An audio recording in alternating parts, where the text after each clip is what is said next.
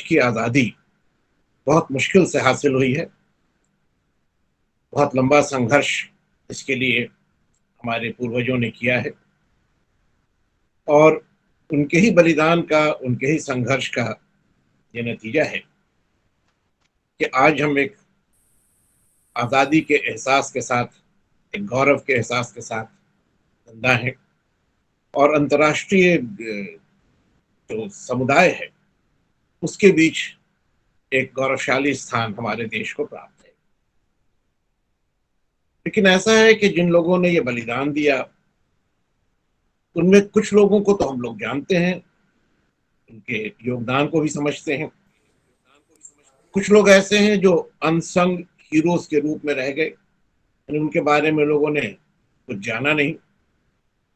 और कुछ ऐसे हैं जिनके बारे में हम लोग जानते जरूर हैं, लेकिन उनके बारे में और भी कुछ जानने की जरूरत है, उनके त्याग को, उनके बलिदान को सही तौर पर समझने के लिए। इन्हीं में वो 7 शहीद शामिल हैं जिन पर आज हम लोग चर्चा कर रहे हैं। और पहले मैं इनका नाम आपके सामने पढ़ देना चाहूंगा, हालांकि काफी लोगों को ये नाम पता होगा, लेकिन for a matter of record मैं ये नाम पढ़ देता हूं। अभी 2 नाम तो डॉक्टर सत्यकाम ने लिए। ये जो पूरी सूची है उसमें Umakant Prasad Sinha, son of Ram Kumar Sinha of village Narendrapur, P.S. Daroli, Saran, a student of class 11th of Ram Mohan Rai Seminary, Patna. Ramanand Singh, son of Lakshman Singh of village Shahadat Nagar, P.S. Masaudi, Patna, a student of class 11th of Ram Mohan Rai Seminary. Satish Prasad Jha, son of Jagdish Prasad Jha of village Kharahra, P.S. Banka, Bhagalpur, a student of class 11th, Patna Collegiate School. Jagpati Kumar, son of Sukhraj Bahadur of village Kharathi, P.S. Obra, Gaya, a student of second year class of BN College, Patna. Devipat Chaudhary, son of Devendranath Chaudhary of village Jamalpur, Sylhet, a student of class 9th of Miller High School, Patna. Rajendra Singh, son of Shivnarayan Singh of Banwari Chak, Sonpur, Saran, a student of matric class in the Patna HE School. Ram Govind Singh, son of Devki Singh of village Dasrat, P.S. Pulwari, a student of Punpun High School. तो ये list है उन 7 शहीदों की जिन्हें आज हम लोग स्मरण कर रहे हैं, जिनको हम नमन कर रहे हैं। और इनकी याद में जो स्मारक पटना में बना है वो कई नामों से उसकी चर्चा होती है। हम उसे मार्टियर मेमोरियल भी कहते हैं, हम उसे शहीद स्मारक भी कहते हैं, हम उसे सत्यमूर्ति भी कहते हैं और सप्तमूर्ति भी कहते हैं। लेकिन ये सारे नाम उस एक स्मारक के लिए हैं, उस पर्टिकुलर मेमोरियल के लिए हैं जो अगस्त 1942 की क्रांति में, ये जो संघर्ष ब्रिटिश सरकार के खिलाफ हुआ, उस क्रांति में 11 अगस्त को इन्होंने शहादत दी और देश के प्रति जो सबसे बड़ा बलिदान हो सकता था वो उन्होंने दिया। ये भी एक बहुत महत्वपूर्ण संयोग है कि हम लोग आज उनको उस तिथि को याद कर रहे हैं जब बाबू कुंवर सिंह ने, जो कि 1857 के महासंग्राम के प्रमुख नेता थे बिहार से, बाबू कुंवर सिंह ने इसी तिथि को अंग्रेजों की फौज जो ली ग्रां के नेतृत्व में थी, कमांडर था ली ग्रां, उसके कमांड में जो ब्रिटिश फौज थी उसको बाबू कुंवर सिंह ने निर्णायक ढंग से हराया था। और हमारे जो मित्र बाहर से हैं, बिहार के बाहर से हैं, उनको हम ये भी कहना चाहेंगे कि आज भी हम लोग इस दिवस को कुंवर सिंह दिवस के नाम से मनाते हैं। तो 1857 में पहली बार अंग्रेजों के खिलाफ एक बड़ा संग्राम आरंभ हुआ और उसमें कुंवर सिंह की भूमिका थी। आज उनका दिवस है और अंग्रेजों के खिलाफ संघर्ष का जो अंतिम पड़ाव है, भारत छोड़ो आंदोलन 1942 में, उसमें शहीद होने वाले 7 युवाओं को आज हम याद कर रहे हैं, नमन कर रहे हैं। तो एक तरह से ये पूरा जो गैमट है, जो पूरा जो काल है, या जो एंटायर कोर्स जो है भारत में ब्रिटिश सत्ता के खिलाफ लड़ाई का, वो ये बड़ा महत्वपूर्ण संजोग है कि आज एक ही साथ जमा हो गया है, कुंवर सिंह से लेकर ये 7 शहीदों तक का जो पूरा घटनाक्रम है। अभी डॉक्टर सत्यकाम ने बहुत सही कहा कि बिहार ने राष्ट्रीय आंदोलन में और स्वतंत्रता संघर्ष में एक निर्णायक भूमिका निभाई है, और ये स्मरणीय है कि 1917 में चंपारण सत्याग्रह के बाद लगभग 25 वर्षों तक, 1942 तक निरंतर बिहार राष्ट्रीय आंदोलन में अग्रणी भूमिका निभाता रहा है। Now what I was saying is that Bihar, right from 1857 down to 1942, has been one of the major centers of resistance to colonial rule in India. And for 25 years in continuity, from 1917 and the Champaran Satyagraha, which incidentally was the first satyagraha launched by Gandhiji in India, and which provided the national movement its most powerful weapon to fight against an oppressive regime in a peaceful manner. And it also provided a high moral ground for the Indian people because they did not take recourse to violence. Their struggle was absolutely non-violent to begin with. I'm talking about Champaran. 1942 is a different story, and I will come to that. Bihar was active during the non-cooperation movement and the Khilafat movement, which was a prelude to it. Bihar was active during the civil disobedience movement, the individual satyagraha, and then the movement of 1942. I have read out the names of the 7 young men who sacrificed their lives, who were felled by the bullets fired by the police on that day, that fateful day. And now I would like to take up some more details of the event and the message that it conveys to us. तो फिर एक बार हम हिंदी में आपसे बात कर रहे हैं कि स्वतंत्रता संघर्ष के सिलसिले में जो अंतिम लड़ाई लड़ी गई ब्रिटिश शासन के खिलाफ, वो 1942 का क्विट इंडिया मूवमेंट। और इसमें एक नई बात ये थी कि गांधी जी ने कोई स्पष्ट रूप से तो नहीं, लेकिन कहीं ना कहीं इस बात को अनुमति तो हम नहीं कह सकते, कहीं ना कहीं इस बात को कंडोन किया था कि इसमें शायद हिंसा भी हो सकती है। तो डू और डाई का जो उनका स्लोगन था, वो एक बहुत खुला तो नहीं, लेकिन एक ऐसा टैसिट इशारा था, ये समझ कहीं ना कहीं पर जरूर थी कि अगर जन आंदोलन होगा तो इस बार शायद इसको पूरी तरह से अहिंसात्मक रूप नहीं रहे, इसमें हिंसा हो भी सकती है। उसकी कई वजह थी, ये मूवमेंट और मूवमेंट से क्यों अलग हो गया, उसकी कई वजह थी और थोड़ी सी चर्चा उस पर। सबसे पहले तो भारत में जो पूर्ण स्वराज की मांग की गई थी एज अर्ली एज 1929, सरकार ने उसके प्रति कोई विशेष ध्यान नहीं दिया था।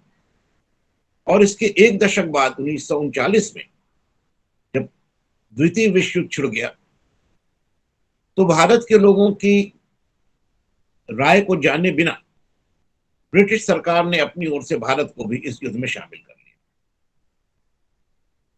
इससे प्रतिक्रिया हुई, there was a reaction, and in 7 provinces where the Congress was having a government, it was had constituted a government, in these 7 provinces the governments resigned.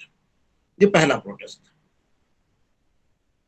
दूसरी बात जो ध्यान में रखने की है कि ये बड़ी विडंबना थी कि एक तरफ ब्रिटिश सरकार या अंग्रेज या उनके जो सहयोगी थे, दी अलाइज, वो इस बात की चर्चा कर रहे थे कि ये लड़ाई डेमोक्रेसी के लिए लड़ी जा रही है, ह्यूमन डिग्निटी के लिए लड़ी जा रही है, फ्रीडम के लिए लड़ी जा रही है। जो दमनकारी शक्तियां हैं, एक्सेस पावर्स को जिनको रिप्रेजेंट कर रहे हैं, उनके खिलाफ लड़ी जा रही है। But the irony was that these very basic things, democracy, freedom, these were denied to the Indians. तो भारत के लोगों को ऐसी लड़ाई में शामिल किया गया था जो लड़ाई कुछ विशेष उद्देश्यों के लिए लड़ी जा रही थी, और उन उद्देश्यों को भारत के लोग भी अपने लिए चाहते थे, मगर वो उन्हें प्रदान नहीं किया गया। तो ये एक अजीब विडंबना थी, it was really an irony. तो एक दूसरा कारण वो था रिजेंटमेंट का। तीसरी बात ये थी, the third factor was that the British government was losing the war in the south eastern region. Singapore पर जापानियों का कब्जा हो चुका था, बर्मा पर जापानी आ चुके थे, पहुंच चुके थे, कलकत्ता तक एरियल रेड्स हो रहे थे, बम्बार्डमेंट्स हो रहे थे, और कुल मिलाकर देखा जाए तो ब्रिटेन की स्थिति इस युद्ध में बहुत कमजोर पड़ चुकी थी। और इस बात की भी संभावना थी कि जापान द्वारा अगर यह आक्रामक गतिविधि चलती रही तो भारत भी इस आक्रमण की चपेट में आ सकता है। So the real danger was now knocking at the door. स्पष्ट बात यह भी थी कि जापान से भारत के लोगों का कोई सीधा टकराव नहीं था, कोई कन्फ्रंटेशन नहीं था। क्योंकि भारत इंग्लैंड की कॉलोनी था, ब्रिटिश साम्राज्य का एक हिस्सा था, और ब्रिटिश साम्राज्य से जापान की लड़ाई थी, उस कारण ब्रिटिश टेरिटरी उस समय होने के नाते भारत पर भी जापान का आक्रमण हो सकता है। ऐसी स्थिति में अगर भारत ब्रिटिश सत्ता से आजाद हो जाता, अगर भारत एक अलग देश हो जाता, तो जापान के आक्रमण की भी संभावना स्वतः समाप्त हो जाती। These were some of the basic issues, the entry in the Second World War by the British regime without taking the consent of Indians and still declaring India as a belligerent power, the overall apathy towards the Indian demand for freedom and democracy and other cherished values, the failure, or rather the defeat of the British government in Singapore and Burma, the threat of a Japanese invasion, all these issues were there. And they had created a lot of public resentment in the country. Considerable preparatory work had been done by the Indian National Congress. युद्ध के दौरान भारतीय राष्ट्रीय कांग्रेस ने कई स्तर पर लोगों को सचेत करने का, लोगों के बीच एक चेतना जगाने का, एक जनमत बनाने का प्रयास किया था। Important leaders had traveled to different cities and they had tried to give a message to the people that they should be prepared to meet any eventuality. And the reason was that there was a possibility, in fact, a very strong possibility, of the leaders of the Congress being arrested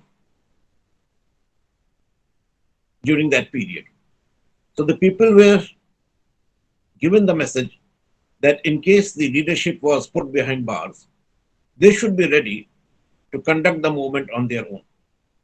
और आप जानते हैं कि ऐसा ही हुआ। 8 अगस्त को भारत छोड़ो प्रस्ताव या क्विट इंडिया रेजोल्यूशन पारित हुआ, और मिडनाइट से ही सारे जो महत्वपूर्ण नेता थे कांग्रेस के, राष्ट्रीय स्तर पर, बिहार के स्तर पर, सबों को गिरफ्तार कर दिया।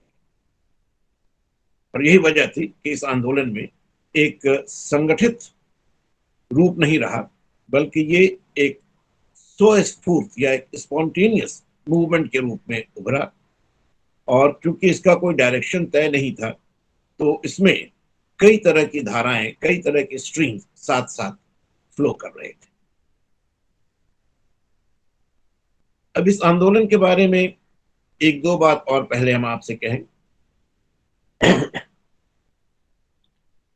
देश के स्तर पर भी और बिहार के स्तर पर भी इस आंदोलन के लगभग 4 चरण या 4 फेजेस निर्धारित किए जाते हैं, but there is an overlap among these. ऐसा नहीं है कि ये जो चरण है एक दूसरे से बिल्कुल स्पष्ट रूप में अलग है, they are not clearly distinct from one another, but there is an overlap.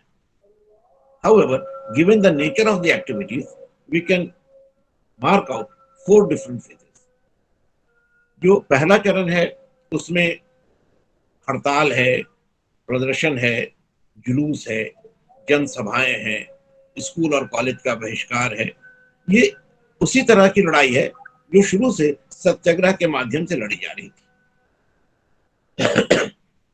Very sorry, I have a bad throat, but of course it was not corona. तो ये पहला चरण था जिसमें सत्याग्रह का जो पहले से निर्धारित रूप था, जो एक मॉडल था, उसी का अनुसरण किया गया।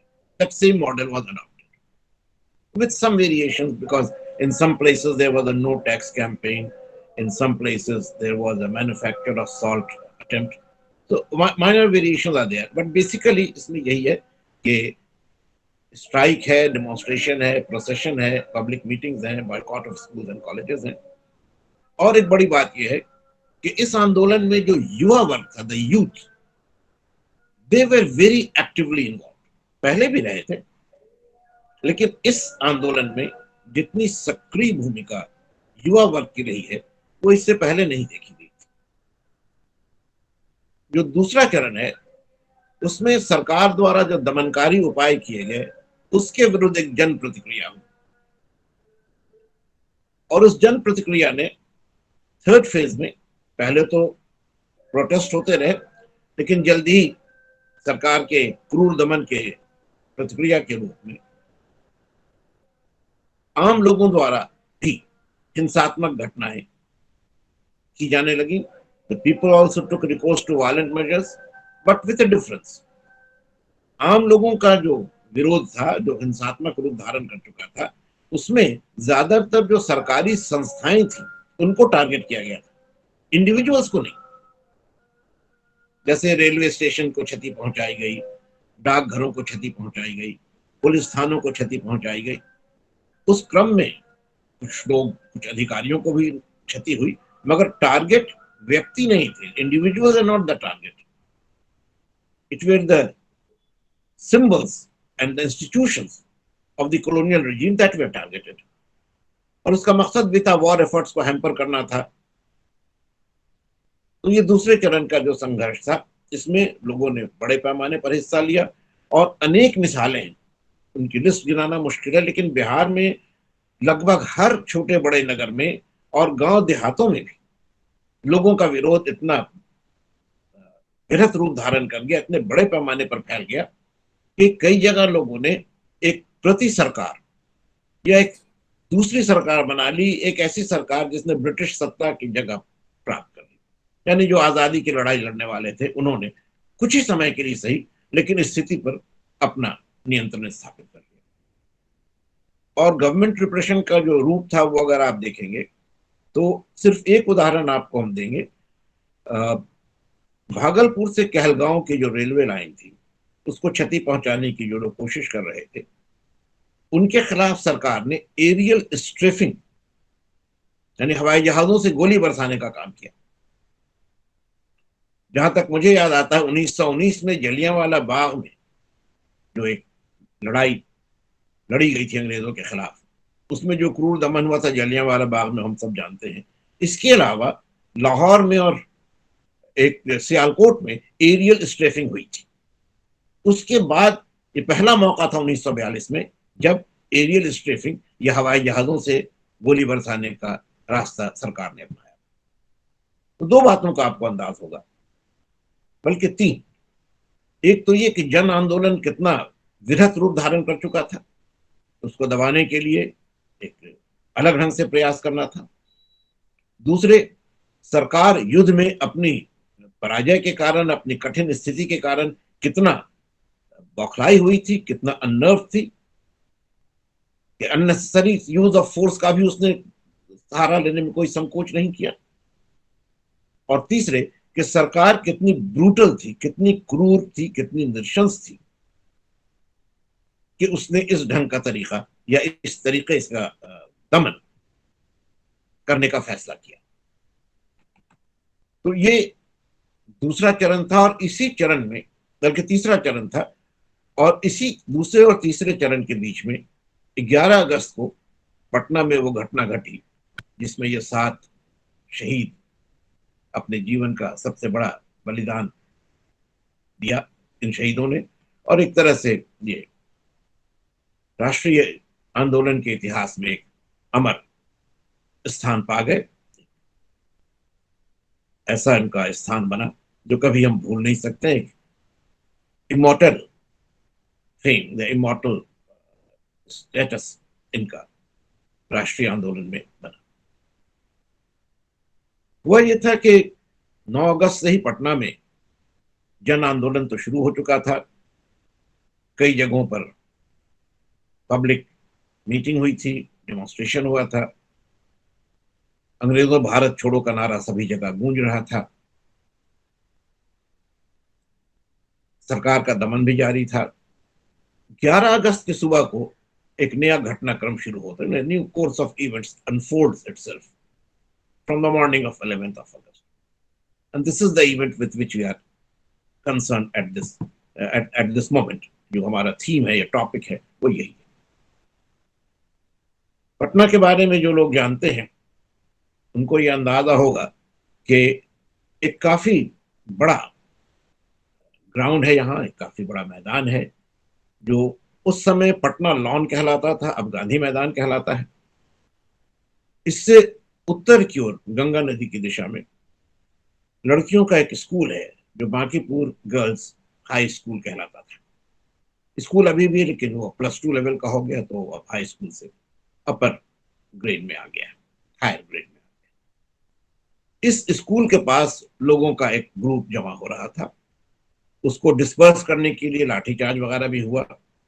एक दूसरा ग्रुप इस मैदान के दूसरे किनारे पर नॉर्दर्न साइड पर जमा हो रहा था। उसको डिस्पर्स करने के लिए माउंटेड पुलिस ने, घुड़सवार सिपाहियों ने कार्रवाई की। लेकिन जो पब्लिक मूड बन चुका था, जो एक रेजिस्टेंस की भावना जग चुकी थी, प्रतिरोध की जो एक भावना जग चुकी थी, वो इन कार्रवाइयों से दब नहीं पा रही थी। और अंततः बांकीपुर गर्ल्स स्कूल की तरफ से एक ग्रुप, एक बड़ा ग्रुप, कई 100 लोगों का एक ग्रुप आगे बढ़ा और क्रमिक रूप में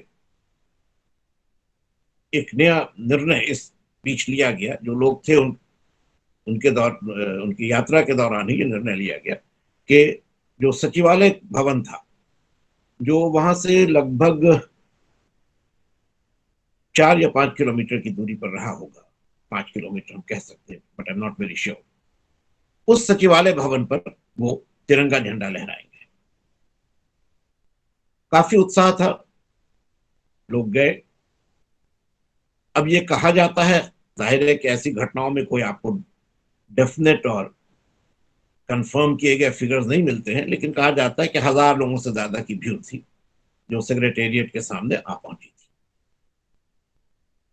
और इसमें जो आंदोलनकारी थे उन्हें पहली सफलता तब मिली जब दिन में लगभग 2:15 बजे, जो समय डॉक्टर के दत्ता की किताब में मिलता है, आपको ये भी हम कह दें कि history of the freedom movement in Bihar 3 volume की बहुत ही एग्जॉस्टिव किताब डॉक्टर के दत्ता ने लिखी थी 1950s में। और जितना अच्छा डॉक्यूमेंटेशन उसमें है वो बाद की किसी किताब में संभव नहीं हो पाया। आर्काइवल फाइल्स को देख करके उन्होंने ये पूरी किताब लिखी थी, तो बड़ा डिटेल भी और बड़ा प्रिसाइज भी इंफॉर्मेशन, इसमें स्पेसिफिक इंफॉर्मेशन है। वो लिखते हैं कि लगभग 2 बजे ये लोगों का जो ग्रुप था वो वहां पहुंचा और 2:15 बजे तक इन्होंने जो पूर्वी दरवाजा था सचिवालय के भवन में जाने का, जो रास्ता था, ईस्टर्न एंट्रेंस था, वहां पर तिरंगा झंडा लहरा दिया। पुलिस मौजूद थी, पुलिस ने अपनी कार्रवाई की, लेकिन ये जो उत्साह बन चुका था लोगों का वो टूटा नहीं। लोग आगे बढ़े और इसके बाद इन लोगों ने सचिवालय के मुख्य भवन पर भी झंडा लहराने की कोशिश की। तकरीबन 2.5 घंटे तक ये संघर्ष, या जो कहिए कि ये टकराव पुलिस और जो आंदोलनकारी थे उनके बीच होता रहा। और अल्टीमेटली एग्जैक्ट टाइम जो के दत्ता लिखते हैं 4:57 PM, 5 बजे का वक्त है ये।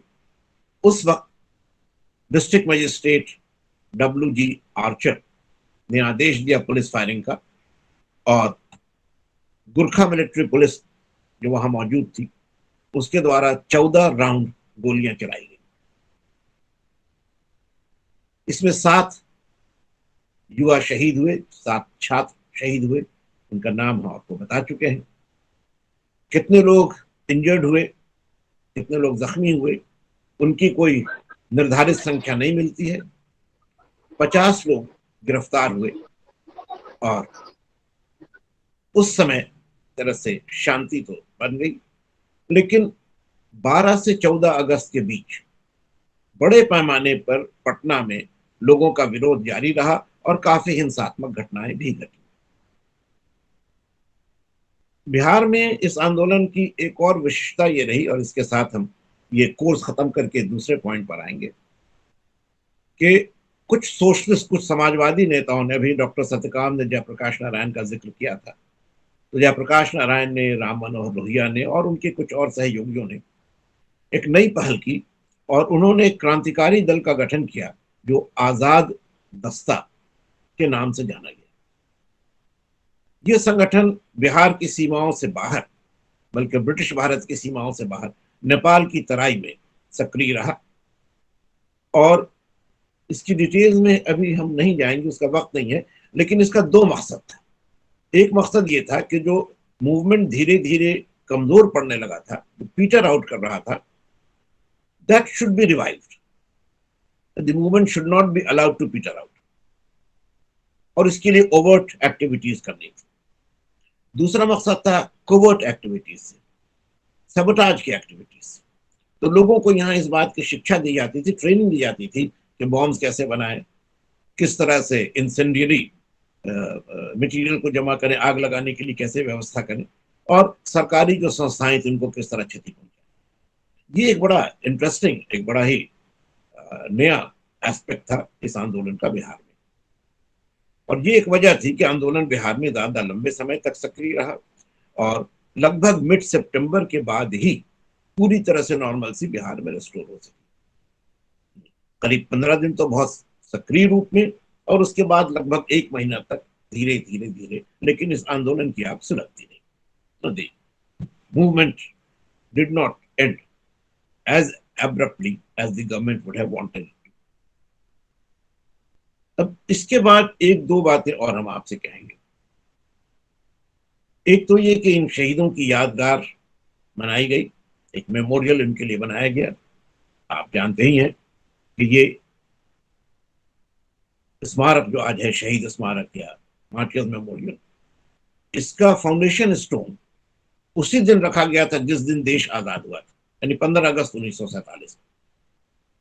और इसका फाउंडेशन स्टोन रखने वाले इंडिपेंडेंट बिहार, यानी इंडियन इंडिपेंडेंस के बाद जो बिहार का स्टेट था, प्रोविंस था, उसके पहले गवर्नर थे जयराम दास दौलत राम, और वहां जो बिहार के पहले चीफ मिनिस्टर हुए पोस्ट इंडिपेंडेंस, श्री कृष्ण सिंह, वो भी मौजूद थे। तो एक ऐसा मोमेंट था जो एक बहुत ही पावन अवसर माना गया। It was a moment of glory, it was a moment of homage as well to the memory of the martyrs. और इसके बनने में कुछ समय लगा। इसके जो स्कल्प्टर थे जिन्होंने पूरा मेमोरियल बनाया, जिसमें 7 लोगों के फिगर्स हैं, वही 7 शहीद, और ये लगभग आदम कद यानी ऑलमोस्ट ह्यूमन साइज में ये हैं। और इसके स्कल्प्टर थे देवी प्रसाद राय चौधरी।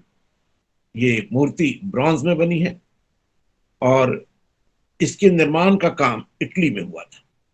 बाद में इसे फिर यहाँ इंस्टॉल किया गया और इसका विधिवत उद्घाटन 1956 में देश के प्रथम राष्ट्रपति और बिहार के बहुत ही महत्वपूर्ण राष्ट्रीय नेता डॉक्टर राजेंद्र प्रसाद ने किया था। डॉक्टर राजेंद्र प्रसाद द्वारा इसका अनावरण या इसके अनवेलिंग का काम हुआ था। तो ये एक मेमोरियल बनाया गया उन शहीदों की याद में। उनके बारे में पढ़ाया भी जाता है, हमें स्कूल की टेक्स्ट बुक्स में उनकी कुर्बानी की बात याद दिलाई जाती है। मगर ये भी अपनी जगह पर सही है कि I see somebody is raising a hand, so let me finish in a while and then I can come to your queries. I'll just wind up. तो ये हम आपसे कह रहे थे कि इनके बारे में पढ़ाया जाता है, लोग जानते हैं, लेकिन जितने ज्यादा बड़े पैमाने पर इनके बारे में जानकारी होनी चाहिए वो हमारे पास नहीं है। इतिहास के भी बहुत सारे छात्रों के पास नहीं है। ये दुखद है। It's a moment for us to introspect, to judge for ourselves whether we have truly appreciated and acknowledged the sacrifice that these men who were in the prime of their youth, अभी सत्यकाम आपसे कह रहे थे कि कोई 16 साल, कोई 17 साल, माने सब या तो प्री 20 या अर्ली 20s की उम्र में थे, कि बिल्कुल उनकी जिंदगी का एक ऐसा दौर था जहां से कि नई जिंदगी शुरू होती है।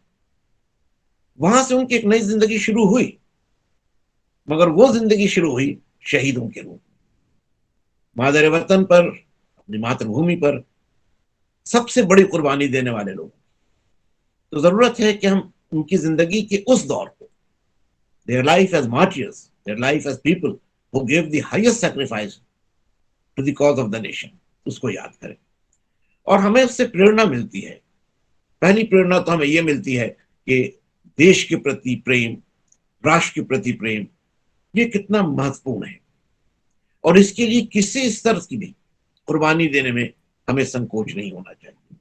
चाहे वो आजादी की लड़ाई हो या वो आजादी को बनाए रखने की बात हो, चाहे वो आज की जो ह्यूमन ट्रेजेडी है जिसके बारे में सत्यकाम कह रहे थे, इतने बड़ा जो आपदा आ गई है उसका मुकाबला करने की बात हो, ह्यूमन डिग्निटी को बनाए रखने की बात हो, इन तमाम बातों को हर कीमत बनाए रखने की जो प्रेरणा मिलती है हमें, वो सबसे बड़ा सबक है जो इनकी कुर्बानियों से हमको मिलना चाहिए, और खासतौर पर युवा वर्ग को मिलनी चाहिए। क्योंकि ये बात तो बिल्कुल जाहिर है कि आने वाला जो समय है, जो हमारा फ्यूचर है, वो यूथ का है। हमारा जनरेशन अपना समय लगभग पूरा कर चुका है, अच्छा या बुरा हम जो कुछ कर सके हमने कर लिया है, but now it is for the youth to take the caravan further ahead. जो कारवां हमारा चला है उसको और आगे बढ़ाए। और मैं समझता हूं कि हमारे जो यंग फ्रेंड्स यहाँ पर इस डिस्कशन में शामिल हैं, सवालों की तरफ अभी आ रहे हैं, जो यंग फ्रेंड्स हमारे इस डिस्कशन में शामिल हैं, उनको अगर आज की कुछ बातों से वो प्रेरणा मिली जिसकी हम चर्चा कर रहे थे, तो हम समझेंगे कि जो समय हमने आपके साथ बिताया या जो समय आपने मेरे साथ बिताया वो सार्थक रहा। तो मेरी तरफ से यही बातें थी। आप लोगों का शुक्रिया, आपने इसे सुना।